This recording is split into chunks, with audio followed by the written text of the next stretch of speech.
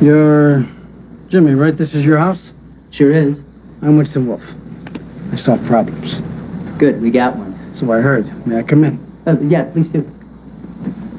You must be Jules, which make you Vincent.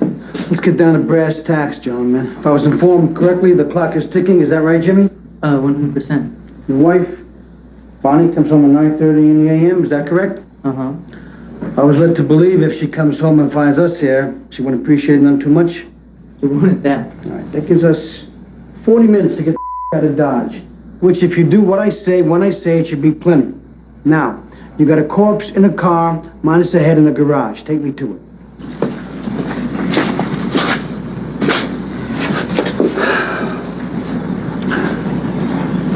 Jimmy? Uh-huh. Do me a favor, will you? Don't smell some coffee back there. Would you make me a cup? Yeah, sure. Oh, how do you, take it? Lots of cream, lots of sugar. About the cars or anything I need to know? All right, everybody. Thank you for joining me this hot and humid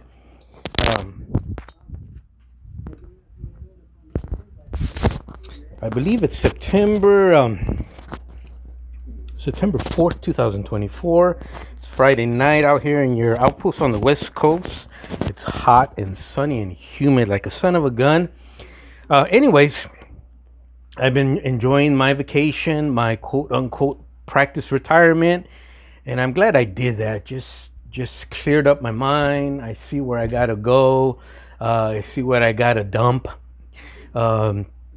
And just move on in a more positive direction for what benefits me and my family. But anyways, let's have some Friday night hobby fun right here at the workbench. One of the things I guess that people appreciated, and I gained a big subscriber base when I started building big rig models over on the AMT 125th side of the YouTube hobby community. And I would have segments that I would call crash and burn, and I would show you my successes, but also I would show you my crash and burns, my catastrophes, my experiments that didn't work out. And people got a big kick out of that. We had a big laugh out of that. People would throw in advice and ideas and stuff. It became a very, very communal experience in terms of the hobby. And I kind of like to do that here too. It's just the way I am. As I get older, I guess I'm just more and more honest. There's no reason to lie about anything, and no one lies on these things. But I guess I can edit this and fancy schmancy, and everyone will be like, "Ooh, cool." But guess what? No, man, there was a little hiccup. We went ahead and we took care of the dents, as you can see. I mean, the job, the work just came out fantastic. I cannot actually, I love looking at that. It's just beautiful. That big giant hole in the front was taken care of, in front of the smoke box door. The dents, the Frito-Lay type crinkling of the brass, the big dent, all that stuff. We unsoldered everything. We soldered everything back. The smokestack, everything is now soldered in place 100%. This thing is getting ready for a paint job really, really, really quick. Right now we've been working on cab fitment, and we're making leaps and bounds there. And I was about to solder what I had to solder to complete that until I kind of sat back in my chair and looked at the girl, and I said, there's something odd about this, and I'll share it with you guys, and you guys probably already spotted it. Now, when I first took on this project, I think the first phone call where me and John Lyon, the owner of this model, spoke, I mentioned, but I wasn't sure because this thing had chunks of paint had come off, so it looked like a camouflage type paint scheme. So your eyes would jump all over the place. And here's what I wanted to share with you guys right here. And John, I hope you're watching this, and let's go ahead and do this the way I see it. Okay, So as you see here, let me say, they got the tripod. Am I gonna have to lower the tripod? I don't think so. I think we're good. Okay. And there it is. Now,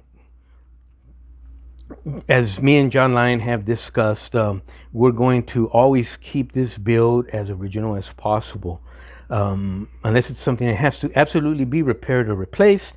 And I agree, and that's what a restoration project is. If you look up guidelines for museums and restoration projects of aircraft or stuff like that, there are suggested guidelines. There is a thing where, depending on restoration you're doing, what you're going to follow and what's the preferred way to go about doing things like that.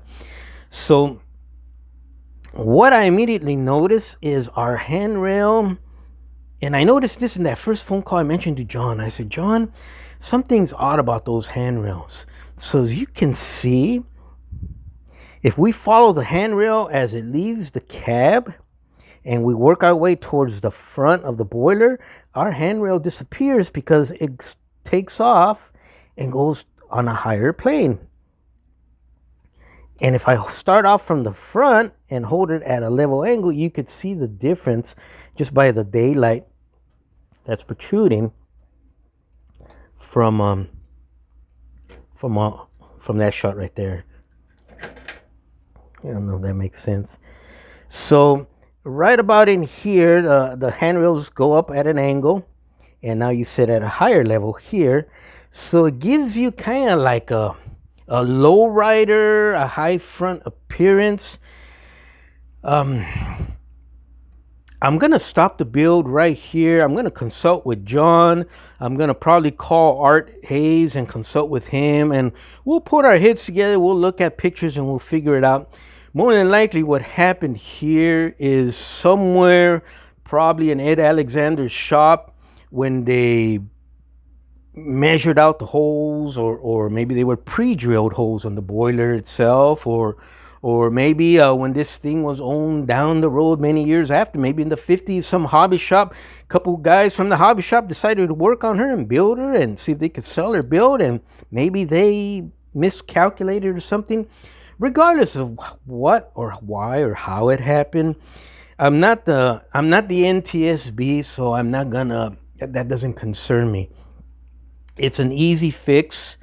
It's a piece of cake, but it does involve moving stuff around again. And that's where I'd like to always consult with John. Are we going to go with a level handrail and stanchions that will be level from the cab forward there?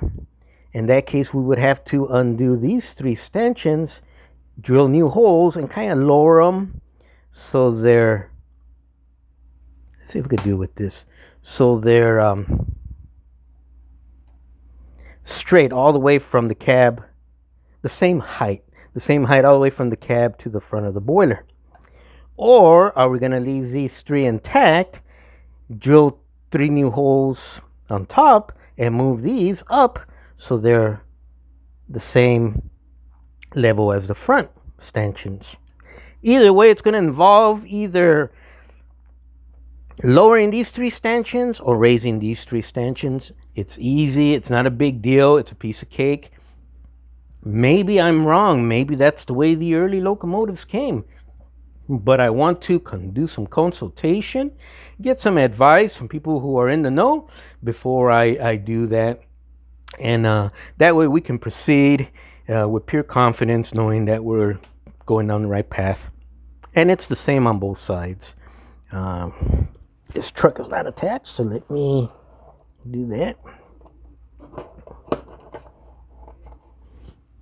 Same thing on this side. So let's back off a little. So it gives you the look. Let me see if I can lower the tripod so make it so you can see it at a level. So the handrail stanchion is about 1 inch off of the floorboard here, also here, and also here. But as it gets to the tapered point, when it gets to the next stanchion, that next stanchion is about an inch and 3/16 higher, along with this one and this one. So the handrail jumps up, sits higher on the front than it does back here. Like I said, maybe it's a thing, maybe I'm wrong, I'm not sure, but let's look into it. Those of you who maybe have photographs or have one of these or something similar in your collection there at home, or have done one of these before or other similar, and know and can offer some advice, I'd really appreciate it. I guess this is a big shout out for if anybody has anything anything that pops in your mind, please share it with me down below in the comments section, and I'll share it with the owner, John Lyon. I'm also going to consult with Art Hayes on this one, and we'll figure it out. It may be a thing. I may be wrong, and like I said, this is the way they came, or maybe they should be this height, or maybe they should be this height. I don't know, but we'll figure it out. So, but other than that, the model came out fantastic. Check out the front. Everything's soldered on now. Everything went fantastically, 100% better than I anticipated. And I'm extremely, extremely happy of the results of our Ed Alexander,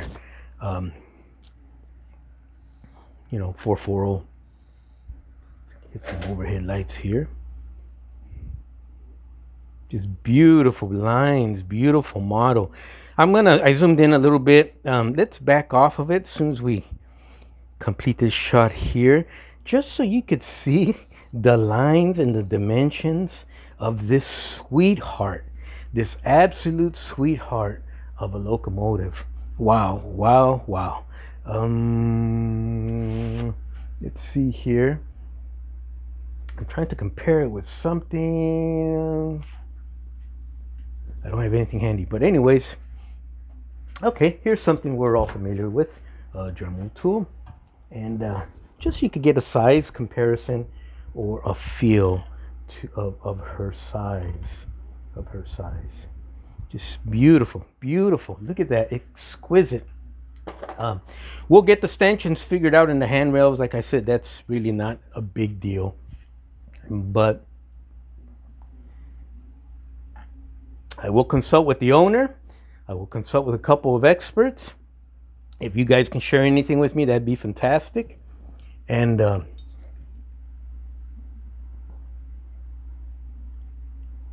she's coming along fantastic.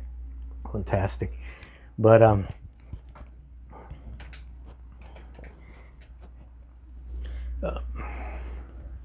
let's check out other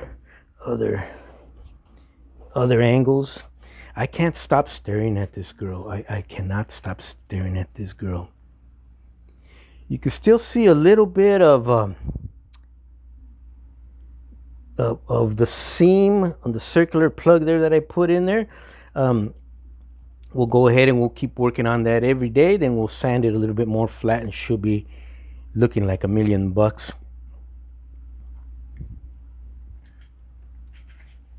And you remember all those dents, that thumbnail size indentation or depression, along with the crinkled, folded outer edge of the boiler. It's all been taken care of.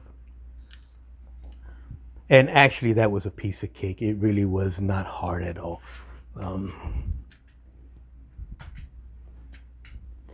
If you guys are going to attempt something like this on one of your models, and you're running into hiccups or roadblocks, please feel free to contact me on any time, any one of my videos, or regardless of what it is, on my comment section. I'll be more than happy to share with you guys anything I know. And just look at those lines. Look at those lines. She's absolutely gorgeous. I'm in love with this Ed Alexander 440.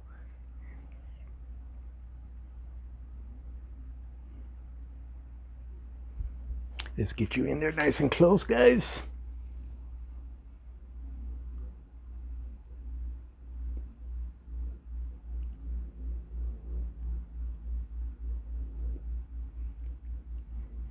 That boiler ain't crinkled and folded and dented anymore, huh? and it makes a big difference in her visual appearance.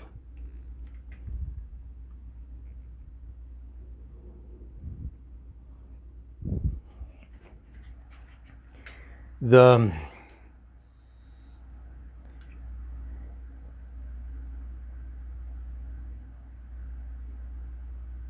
Now I got a big surprise for John Lyon when we get to the finale, the grand finale, the last video of the finished product on this particular restoration build here.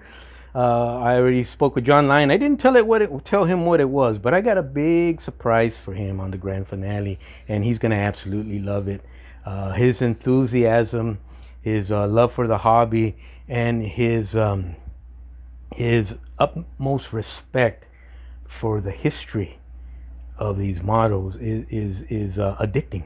You like talking to the guy. He's absolutely fun, and he did me a big solid here the other day, and I'll share that with you here in a few days, probably beginning of next week. You guys are gonna love that video. But she's gorgeous. She looks like $1,000,000.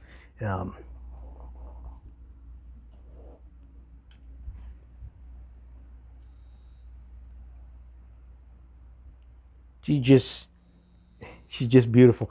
Now, regarding the cab issue, so I'll share everything with you guys. So the smokestack is both soldered in place and bolted in place, and I believe we put a little bit of solder on the nut and bolt where they meet, so it doesn't undo itself over time. We'll install these other lines and sand lines and stuff. Once we get the cab secured 100% right where we want it, and we solder it in place right here and on the other side, believe it or not, they solder here at the running boards. There's a little lip about 1/8 of an inch wide of running board that sticks out of the bottom of the cab, and it solders onto the actual running board that runs along the boiler as if it was one piece. On the real locomotives and on our models, it's usually one long piece. Right here, being it was 1934, probably even earlier when they designed this, they had to come up with their own techniques because there was really nothing to go by. So what we're going to do there is we'll solder it in place just like it came from the factory, and we're probably going to wind up putting some sort of gusset plate underneath. It might be very important, maybe not right now, but down the road. Once the cab is soldered in place and it's 100% accurate where it's going to be, then we'll go ahead and solder our sand lines and steam lines and stuff, because those lines actually, except for the sand lines, they run down here. They actually run into our cab with these pre-drilled out or cut out holes, so it's easier to have the cab installed, put the line in. As a matter of fact, here's one right now, right here. This is just in case you guys ever do something like this. Put the line in after everything's been installed and solder it in place up here where my fingers are. It's easier to do it that way than solder it in place now, and then as you're trying to fit the cab, trying to squeeze all these lines into appropriate holes. I know, because I've been struggling with these ones here on this build here, because they tend to get in the way. Like that one there dropped down, I had to raise it up so it could fit in its appropriate hole. Okay, so remember, the cab is not fit where it's supposed to be, not yet. We still got to do some measuring and stuff like that. And but look at that. She's just gorgeous, gorgeous, gorgeous. No matter how you slice it, she's beautiful. What a beautiful model. What a beautiful model. So right here on our cab, you have this this basic beam that runs across the rear bulkhead of the cab. The beam has two holes. I don't know if you can see two bolts. They're 256.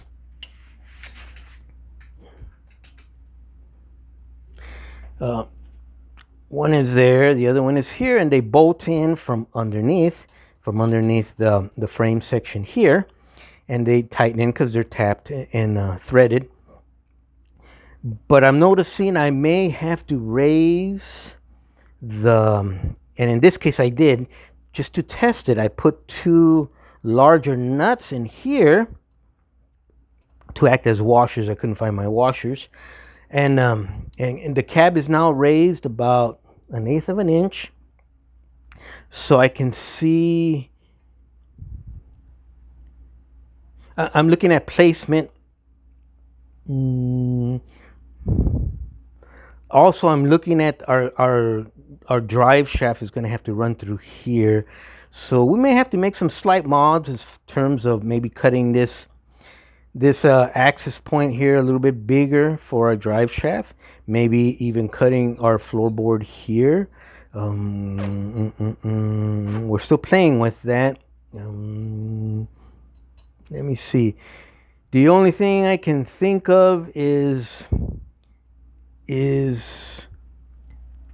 when we got this model, when it came in the mail, and the cab was still soldered on, it had become loose, but what I had noticed was the cab was sitting kind of like this.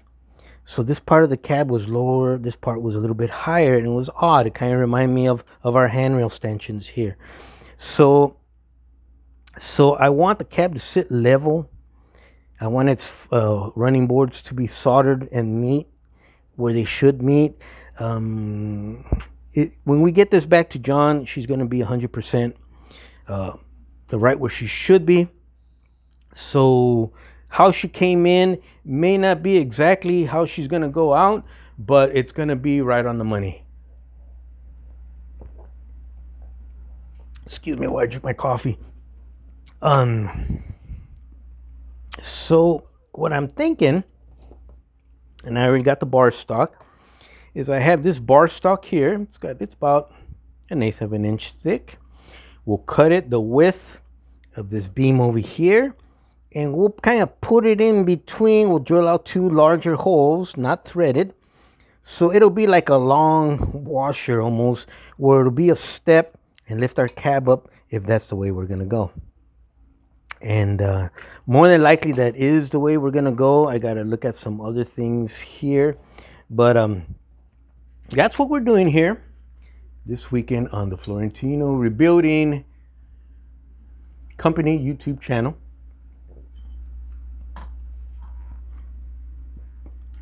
Now my videos may be a little bit too long for a lot of people, including myself. Sometimes I do a lot of talking. But do me a big favor, if you enjoy what you've seen, if you only watch the first 5 minutes and maybe the last 5 minutes, that's fine. But if you could hit that like button, it would really, really help me, because my channel is a small channel, and I'd like to be doing this for many, many years to come.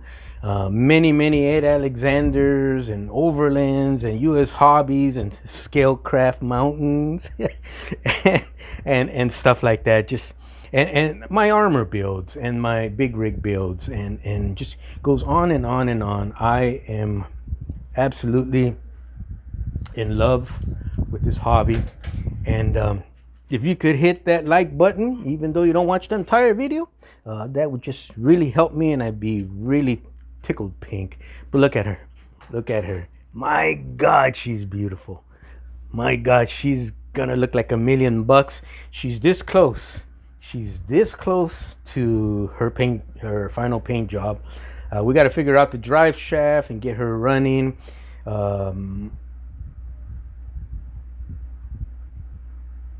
It'll be the traditional type running, where the locomotive is one polarity, the tender is another polarity, and each one picks up power from the track on its own wheels,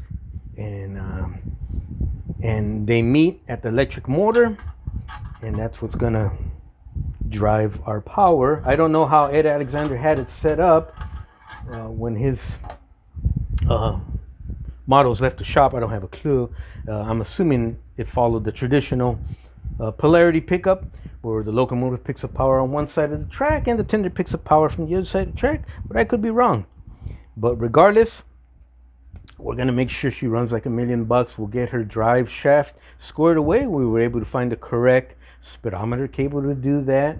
In case you guys are looking for speedometer cable for your builds, Napa is where I went, and they were more than helpful to go in the back and find me exactly the width and the type I was looking for. And I bought it enough to last me a lifetime. Well, thank you for joining me on this Friday night fun at the workbench build video, whatever you want to call it. You guys have an amazing weekend. I might shoot another video here real quick if something pops up, and we'll keep you. And if you guys have any ideas regarding the sanctions, just anything, just share with me. I really am going to try and absorb as much as I can, and share it with the owner. And let me see what else. She's getting close to painting, and then we'll do electrical, and then connect the drive shaft, and she's ready to go. I'm going to have another video coming up in a few days. Like I said, it's a nice surprise. It's just off topic, but still model railroad old skill related. And I got another video I want to share with you guys. I never do recommendations here, but there's a video on YouTube I want you guys to watch. It's really good, and it's a slice of heaven for railroad fans, whether you're a model railroader or a real rail fan, or a combination of both like all of us. You gotta watch this video. It is a slice of heaven where I go and disappear to, and I'm literally in another world. I'm in the town of Willoughby, like the old Twilight Zone episode. But I'll probably do that tomorrow night. Anyways, you guys take care. Have an awesome weekend. I'll post another video tomorrow night on that video I'm going to recommend for you guys to watch. You all take care. Bye.